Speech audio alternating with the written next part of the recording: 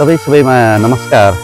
आज म यो विशेष गरी धनकुटा जिल्लाको शहीद भूमि गाउँपालिका वडा नम्बर 1 मा रहेको यो भन्ज्याङ डाँडो नामले चर्चित ठाउँ हो।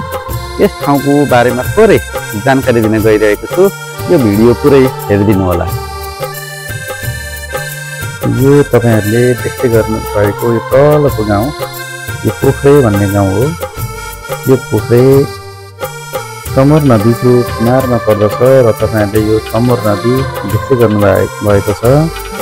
यो तमोर नदी यहाँबाट घुमेर त्रिवेणी भन्ने ठाउँमा पुग्दछ।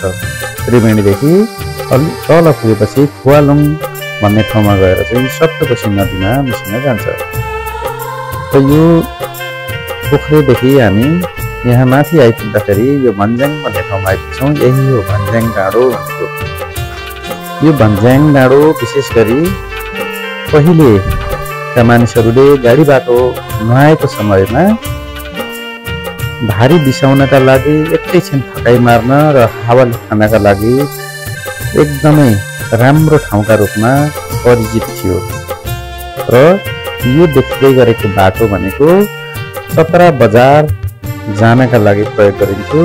र हाल आएर यो बाटो त्रिवेणी प्रहरी चौकी र छिम्ले स्कुल त्यसै गरी बोट स्ट्यान्ड पोप्चे जानका लागि यो बाटो प्रयोग गर्ने गरिएको छ। र यो पर देख्दै गर्नुभएको सालघारी डाँडो हो। यो सालघारी डाँडो त्रिवेणीदेखि माथिको डाँडो हो। यहाँ चाहिँ सालका बिरुवाहरू प्रशस्त रूपमा हामी पाउन सक्छौँ।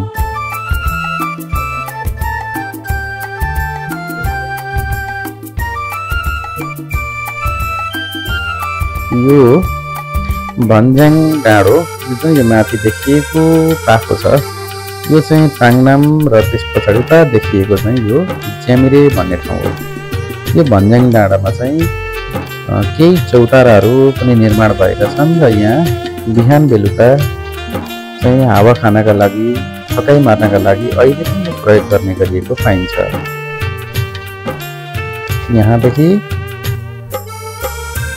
त्यो बाटो भोजपुरतर्फ जाने बाटो रहेको छ र भोजपुर जानका लागि अक्वा हुँदै भोजपुरतर्फ जान सकिन्छ। यो देख्दै गरेको दृश्य भनेको अरुण नदी पूर्वपट्टि अक्वा भन्ने ठाउँ छ भने अरुण नदीदेखि यो पश्चिमतिर यो देखिएको गाउँ भनेको हलेदे भन्ने ठाउँ हो। यो भोजपुर जिल्ला अन्तर्गत पर्दछ। एकदम रमणीय ठाउँ रहेको छ र यो अरुण नदी पनि ल तपाईहरुलाई यो भिडियो कस्तो लाग्यो कमेन्ट गरेर सुझाव सल्लाह दिनुहुन अनुरोध गर्दछु। धन्यवाद।